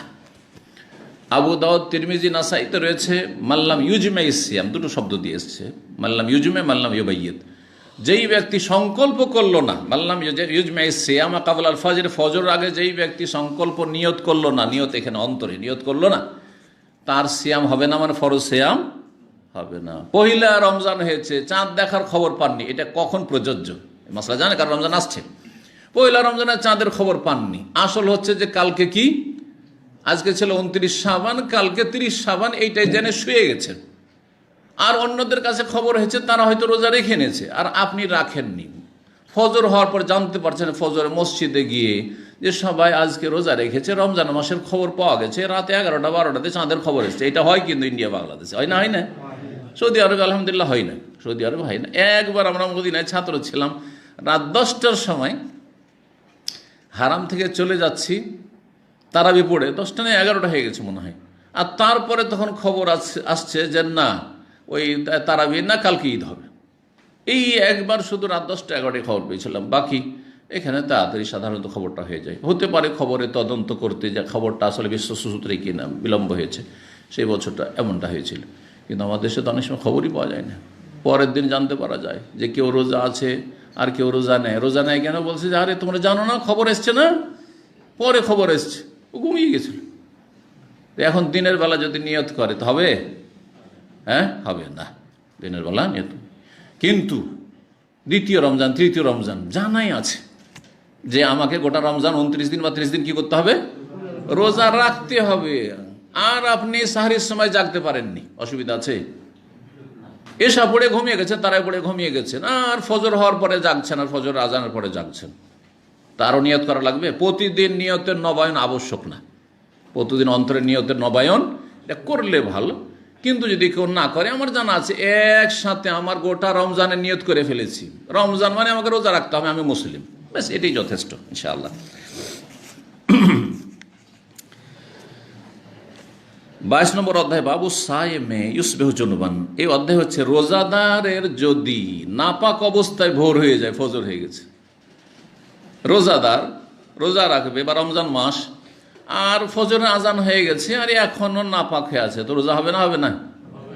হবে। নাপাক অবস্থায় সাহারি খেতে পারবে না? সহর খেতে পারবে। জি, 1925 এবং 1926 নম্বর হাদিস, এখানেও ওই রকমটাই আছে। দুটি সনদের কারণে দুটি নাম্বার দেওয়া হয়েছে। একটি তো এই সুমাই মাওলা আবু বকর ইবনে আব্দুর রহমান ইবনে হারিস ইবনে হিশাম ইবনে মুগীরা তার স্বাধীনকৃত গোলাম বর্ণনা করছেন না সামে আবু বকরিন, তিনি শুনেছেন তার মালিক মনিব আবু বকর ইবনে আব্দুর রহমান থেকে কালা, তিনি বলছেন কুনতু আনা ওয়া আবি, আমি এবং আমার আব্বা ছিলাম, হাত্তা দাখালনা আলা আয়েশা উম্মে সালামা, আমরা প্রবেশ করলাম আয়েশা রাদিয়াল্লাহু আনহার উম্মে সালামার কাছে মাসামাসে জানার জন্য। জি। আর দ্বিতীয় সনদ হচ্ছে ইমাম বুখারীর ওস্তাদ এখানে আবুল ইয়ামান, ওখানে ছিল আব্দুল্লাহ বিন মাসলাম আল কানাবি। আর তারপরে সামনে গিয়ে এখানে জোহরি বর্ণনা করছেন আবু বকর বিন আব্দুর রহমান থেকে, আর ওখানে সময় বর্ণনা করছেন আবু বকর বিন আব্দুর রহমান থেকে। তাহলে দুটো সনদ হয়ে গেল, যেমন নাম্বার দুটো দেওয়া আছে। তার পিতা আবু বকরের পিতা আব্দুর রহমান বিন হারিস সাহাবী, তিনি আখবারা মারওয়ান, মারওয়ানকে জানালেন আন্না আয়েশাতা, নাই তাবেই ছিলেন ইনি আবু বকর, জি সুলাইমান আবু বকর সুলাইমান খারেজা, তিনি প্রখ্যাত তাবেই। বর্ণনা করছেন কি যে আব্দুর রহমান আখবারা মারওয়ান, মারওয়ানকে জানিয়েছেন আন্না আয়েশা উম্মে সালমা আখবারা তাহু, মা আয়েশা রাদিয়াল্লাহু আনহা আর উম্মে সালমা রাদিয়াল্লাহু আনহা দুইজনে জানিয়েছেন যে আন্না রাসূলুল্লাহ সাল্লাল্লাহু আলাইহি ওয়াসাল্লাম কানা ইউদরিকুল ফজর ওয়া হুয়া জুনুবুন মিন আহলিহি, রাসূলুল্লাহ সাল্লাল্লাহু আলাইহি ওয়াসাল্লামের ফজর হয়ে যেত কি অবস্থায়, যখন তিনি নিজের পরিবারের সাথে সহবাসের মাধ্যমে জুনবি থাকতেন। জুনবি তাহলে দুই রকম হয়, এক হচ্ছে স্বপ্নদোষ হওয়া জুনবি নাপাক, আর আরেকটি হচ্ছে সহবাসের মাধ্যমে। এই জন্য এখানে ক্লিয়ার করে দিলেন যে সেই জুনবিটা, জানাবাতটা যেটা নাপাকি ছিল, গোসল ফরজ থাকা ছিল। জুনবি মানে কি, জনব মানে কি, গোসল ফরজ থাকা, ফরজ গোসল, সেটা দুটো ওর মধ্যে একটা কারণ হইতে পারে, একটা হচ্ছে সহবাস আর একটি হচ্ছে স্বপ্নদোষ। মিন আহলি বলে ক্লিয়ার করে দেন যে রাসূলুল্লাহ সাল্লাল্লাহু আলাইহি ওয়াসাল্লামের এই জানাবাত ছিল কিসের, পরিবারের সাথে মিলিত হওয়ার, সহবাসের। এর আগে আলোচনা করেছে রাসূলুল্লাহ সাল্লাল্লাহু আলাইহি ওয়াসাল্লামের স্বপ্নদোষ হতো না, এই যদিও বিষয়ে ইখতিলাফ রয়েছে, কারণ স্বপ্নদোষ সাধারণত শয়তানের পক্ষ থেকে হয়ে থাকে, আর রাসূলুল্লাহ সাল্লাল্লাহু আলাইহি ওয়াসাল্লামকে আল্লাহ শয়তান থেকে সুরক্ষিত রেখেছিলেন। জি। সুম্মা ইয়াগতাসিল, তারপর ফজর হওয়ার পরে গোসল করতেন, ওয়ায়াসুম, আর তারপর সিয়াম করতেন, কারণ সিয়ামের নিয়ত তাহলে নাপাক অবস্থায় বা গোসল ফরজ থাকা অবস্থায় করা যাবে। রাসূলুল্লাহ সাল্লাল্লাহু আলাইহি ওয়াসাল্লাম করেছেন। ওয়াকাল মারওয়ান, মারওয়ান মদিনার খলিফা ছিলেন, গভর্নর ছিলেন, খলিফা মানে গভর্নর ছিলেন, তো খলিফা তো বড়, যিনি গোটা দেশের খলিফা, আর গভর্নর প্রতিটি শহরের গভর্নর, আমির। মারওয়ান আব্দুর রহমান ইবনে হারিসকে বললেন এই ঘটনা সম্পর্কে। আসলে বিষয়টা এই ছিল যে আব্দুর রহমান বিন হারিস এই হাদিস তিনি জানেন যে মা আয়েশা আর উম্মে সালামা বর্ণনা করেছেন যে নবী সাল্লাল্লাহু আলাইহি ওয়াসাল্লামের ফজর হয়ে যেত জানাবাতের অবস্থায়, গোসল ফরজ থাকা অবস্থায়, তারপরে রোজা রাখতেন। কিন্তু এটিকে আবু হুরায়রা নাজায়েজ বলতেন। আবু হুরায়রা রাদিয়াল্লাহু তাআলা আনহু মদিনার মুফতি ছিলেন, প্রখ্যাত সাহাবী, আর সবচেয়ে বেশি হাদিস বর্ণনা করেছেন। তারপরে এই মাসলায় ইজতিহাদে তার প্রথম দিকে ভুল ছিল। মারওয়ান গভর্নর, তিনি বললেন যে এই হাদিসটা একটু একে শুনিয়ে দাও তো আবু হুরায়রাকে, আর গিয়ে তাকে শঙ্কিত করো, এ ফতোয়া দিচ্ছে উল্টো, এর বিপরীত সে ফতোয়া দিচ্ছে, তাকে শঙ্কিত করো। এই ভাষাটা এখানে এসছে। বলছেন উকসাম বিল্লাহ, আমি আল্লাহর কসম করে বলছি, আব্দুর রহমান বিন হারিসকে বলছেন এই গভর্নর মারওয়ান আল হাকাম, লা তুফজি আন্না বিহা আবু হুরায়রা, আবু হুরায়রাকে এই হাদিস শুনিয়ে শঙ্কিত করে দাও, একটু ভয় দেখাও, কারণ এই উল্টো ফতোয়া দিচ্ছে। না, চলবে না, ফজর করা চলবে না, আগেই গোসল করতে হবে, তারপর নিয়ত করতে হবে। ও মারওয়ান ইয়াউমাইজিন আল মাদিনা, মারওয়ান সেই কালে মদিনার গভর্নর ছিলেন। ইয়াউমাইজিন আল মাদিনা মানে আমিরুন আল মাদিনা।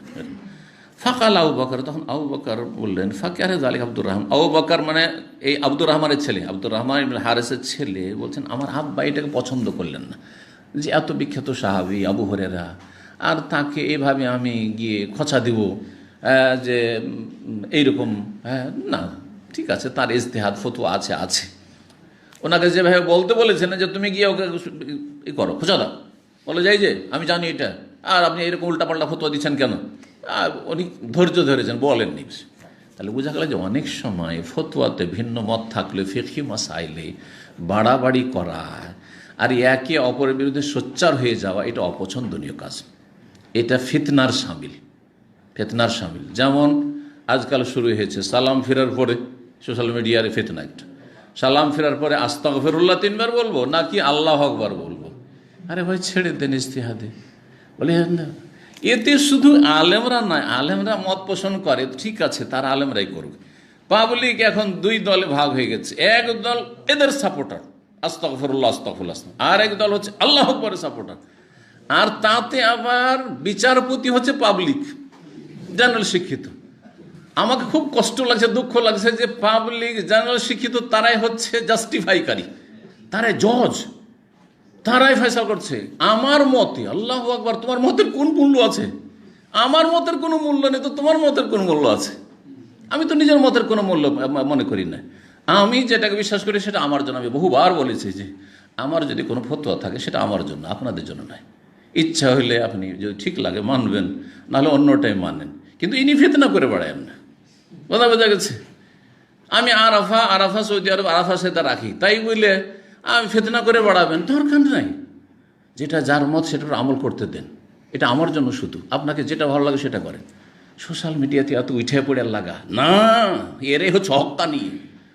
আস্তাগফিরুল্লাহ আস্তাগফিরুল্লাহ আস্তাগফিরুল্লাহ বললে হক্কানি হয়ে গেল। আর কেউ যদি আল্লাহ আকবার বলে তাহলে বাতিল হয়ে গেল। এই ফেকার মাসলাতে হক আর বাতিল নিয়ে আসেন না। জি, ইমাম শাফি রাহমাহুল্লাহর কথা বারবার ওই জন্য আমি বলি মানুষকে, যাতে করে একটু নমনীয় হয় ফিকহি মাসাইলে, আর এই অন্ধত্ব না থাকে, আর এত চরমপন্থা বললাম না করে। এটা ফিতনা এগুলো। জি, কি বলেছেন? কালামে সওয়াবুন, আমার মতটা ঠিক, কিন্তু ইহতামালুল খাতা, ভুল হইতে পারে। ও কালামুল মুখালিফে খাতাউন ইহতামালুস সওয়াব, আর আমার যে বিরোধী উল্টো যে মত পেশ করেছে তার কথাটি আমার নজরে ভুল, কিন্তু ইহতামালুস সওয়াব, ঠিক হইতে পারে, ঠিক হতে পারে। তো আমার মত হচ্ছে আস্তাগফিরুল্লাহ আস্তাগফিরুল্লাহ আস্তাগফিরুল্লাহ, এটি ঠিক, কিন্তু ভুল হইতে পারে। আবার আমার বিপরীত যারা বলছে আল্লাহু আকবার হ্যাঁ দিয়ে শুরু করব, সেটা ভুল আমার কাছে মনে হচ্ছে, কিন্তু সেটা ঠিক হইতে পারে, দিয়ে ছেড়ে দেন। আর পাবলিক এত বাড়াবাড়ি করিয়েন না আপনারা। কেন এগুলো নিয়ে বাড়াবাড়ি করছেন? এই যে যখন আসবে আবার আরাফার রোজা, আর এক ঝামেলা শুরু হবে।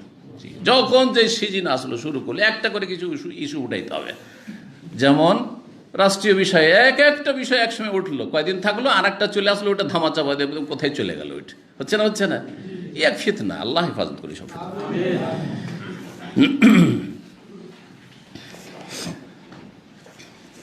কি বলছিলাম?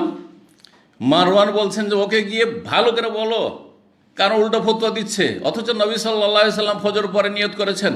জি না, ফজর পরে গোসল করেছেন, ফজর পরে গোসল করেছেন। জি, গোসলের মশলা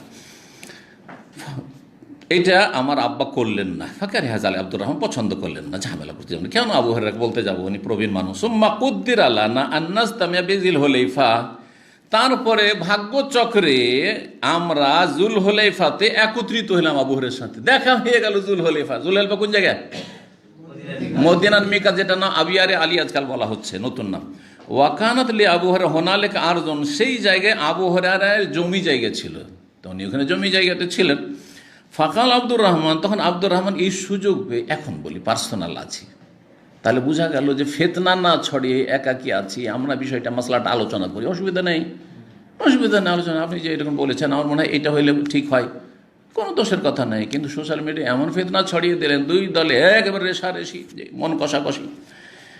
আব্দুর রহমান তখন বলেন আবু হুরায়রাকে, ইন্নী যাকিরুন লাকা আমরান, আপনার সামনে একটি বিষয় আলোচনা করতে চাইছি। দেখেন আদব, আপনার সামনে একটি বিষয় আলোচনা করতে চাই। ওয়ালাউলা মারওয়ান আকসামা আলাইয়া ফিহে, যদি মারওয়ান এই গভর্নর আমাকে কসম না দিতেন, লাম আযকুরহু লাক, তাহলে আপনার সামনে আমি আলোচনা করতাম না। কিন্তু উনি কসম দিয়েছেন, অবশ্যই তুমি আবু হুরায়রাকে বলো, আবু হুরায়রা ফতোয়া থেকে ফিরে আসুক, জি রুজু করুক। ফাযাকারা কাওলা আয়েশা উম্মে সালমা, তারপরে আয়েশা রাদিয়াল্লাহু আনহার উম্মে সালমার যে উক্তিটি সেটা বর্ণনা করলেন। কি? যে নবী সাল্লাল্লাহু আলাইহি সাল্লাম গোসল ফরজ থাকা অবস্থায় ফজর করে দিতেন আর রোজা রাখতেন, তারপরে নাপাক অবস্থায় তাহলে কি করা যাবে? নিয়ত করা যাবে রোজার সিয়ামিন। ফাকাল, বললেন কাযালিকা হাদাসানি, আরে এইরকমই কিন্তু হাদিস আমাকে ফজল ইবনে আব্বাসও শুনিয়েছে। ওয়া হুয়া আলাম, সেও এই বিষয়টি বেশি জানে, স্বীকার করতে অসুবিধা নেই। যখন জেনে নিলাম হক, তারা কিন্তু কি ছিলেন না, হটকারিতা দেখাতেন না, এইটা মনে করতো না যে আমি তো ছোট হয়ে যাব। যেমন আজকালকার অধিকাংশ আলেমদের অবস্থা, এতদিন এই ফতোয়া দিয়ে এলাম, যদি রুজু করে প্রত্যাবর্তন করি তাহলে তো আমার তো মানহানি হয়ে গেল, আমি ছোট হয়ে গেলাম। হাওয়া কুপ্রবৃত্তির অনুসরণ, জাহান্নামের রাস্তা, কোনো ছোট হওয়ার নাই। এতদিন ভুলেছিলাম, আমি ঠিক করে নিলাম, কোনো অসুবিধা নেই। আমি কেরামগণ ফিরে এসছেন বহু মাসাইল থেকে। তো বললেন যে হ্যাঁ, ফাজল বিন আব্বাসও কিন্তু তোমার এই কথায় বর্ণনা করেছেন। তাহলে তো কথা ঠিকই হলো। হ্যাঁ, উনিও বর্ণনা করেছেন, উনি বেশি জানেন এই বিষয়ে, কারণ নিকটাত্মীয়। তারপরে বলছে যে তোমরা সরাসরি মা আয়েশার কাছে আর উম্মে সাল্লামা, আর এগুলি ঘরের কথা, স্ত্রীরা বেশি জানবে যে গোসল ফরজ থাকা অবস্থায় তিনি রোজার নিয়ত করেছেন, এটা স্ত্রী বেশি জানবে না? তাহলে যারা যেই মাসলা বেশি জানার সম্ভব, তাদের থেকে সেই মাসলা নিতে হবে, বেশি গ্রহণযোগ্য। বাইরের ঘটনা হয় তাহলে বাড়ির লোক যদি বর্ণনা করে বলবেন না, বাড়ির লোক জানে না বাইরের ঘটনা, ও যারা বাইরে দেখেছে সেটি। কিন্তু যেটা যদি পারিবারিক বিষয় হয়, তাহলে পারিবারিক বিষয় সম্পর্কে স্ত্রী ছেলে মেয়ে বেশি জানে, স্ত্রী ছেলে মেয়ে বেশি জানে। জি, এই বিষয়গুলি হাদিসের ক্ষেত্রে মনে রাখতে হবে, মাসলা মাসাইলের ক্ষেত্রে। তারপরে বলছেন যে কাল হাম্মা বর্ণনা করছেন আর ইবনে আবদুল্লাহ বিন ওমর, আবদুল্লাহ বিন ওমরের ছেলে, আবু হুরায়রা থেকে, কানান নবী আমর বিল ফিতরে, নবী সাল্লাল্লাহু আলাইহি ওয়াসাল্লাম প্রথম দিকে রোজা ছেড়ে দিতে বলতেন। যখন ফজর হয়ে গেছে আর তোমার গোসল ফরজ হয়ে আছে, তখন কি করে দাও, ইফতার করে দাও, মানে রোজা ছেড়ে দাও, পরে কাজা করিও। কারণ রোজার নিয়ত তোমার পাক অবস্থায় করনি, না পাক অবস্থায় ফজর হয়ে গেছে। তবে ওয়াল আউয়ালু আসনাদ, প্রথম উক্তিটি, মতটি, এটি বেশি শক্তিশালী, বেশি বলিষ্ঠ। অর্থাৎ আবু হুরায়রা রাদিয়াল্লাহু তাআলা আনহু এই কথার ভিত্তিতে আগে ফতোয়া দিতেন যে নাপাক অবস্থা যদি ভোর হয়ে যায় তাহলে রোজা রাখা চলবে না। কিন্তু যখন তাকে বলা হলো এই আব্দুর রহমানের পক্ষ থেকে মা আয়েশা আর উম্মে সালমার কথা, তারপরে ফাজল বিন আব্বাসের কাছেও শুনলেন, তখন তিনি নিজের বিগত মত থেকে ফিরে আসলেন, প্রত্যাবর্তন করলেন।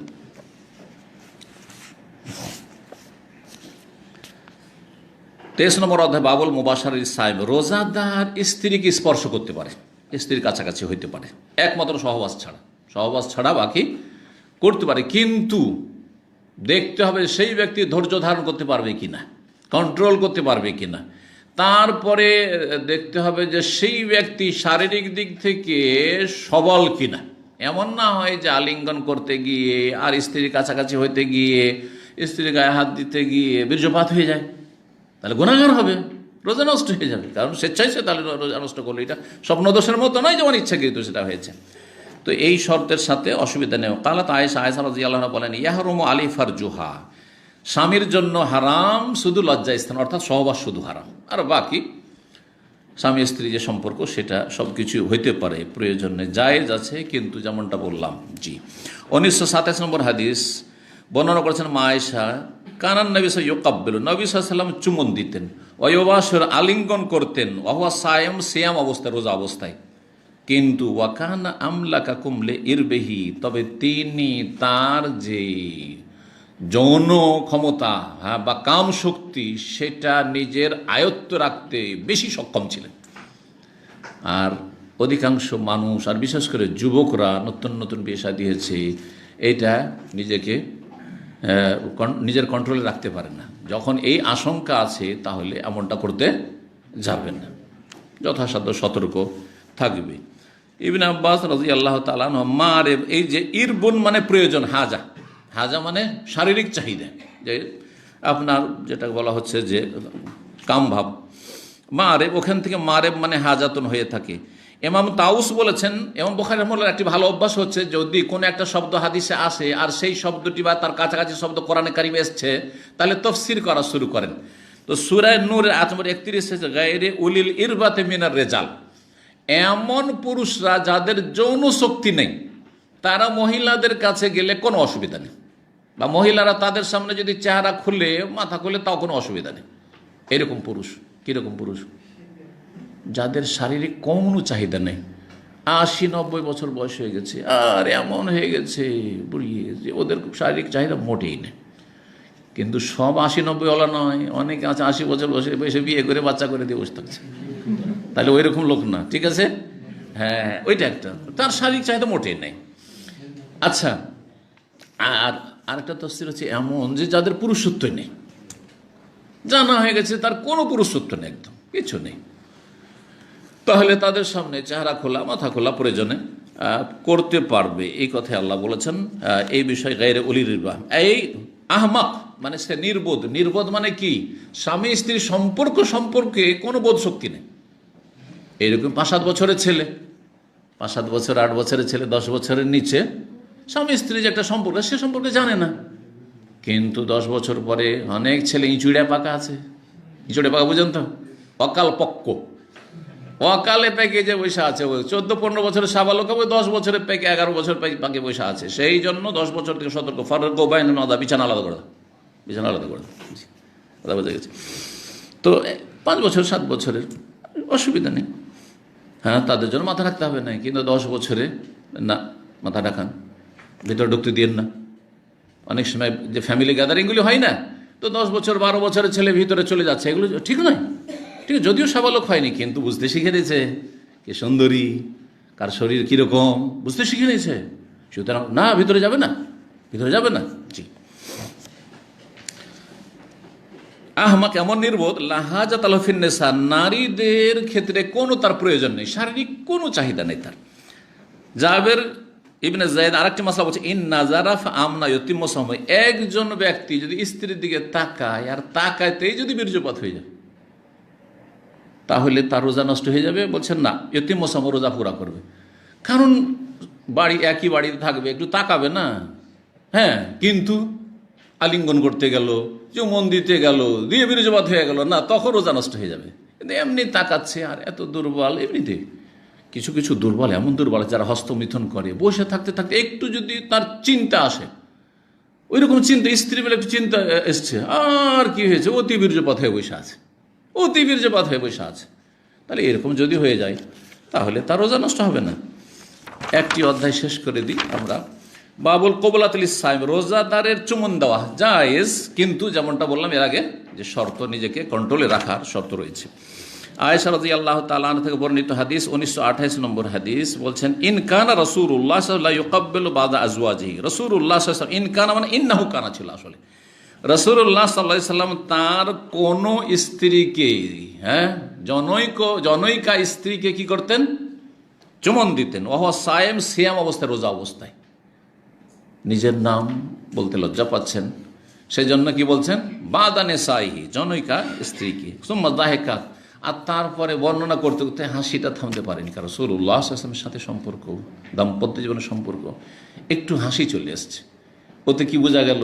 যে ঘটনা তারই ছিল। ঘটনা না, সত্য না, ঘটনা তার সাথে ছিল। জি, যদিও নাম বলেননি। 1929 নম্বর হাদিস, আর এটা দিয়ে শেষ করছি।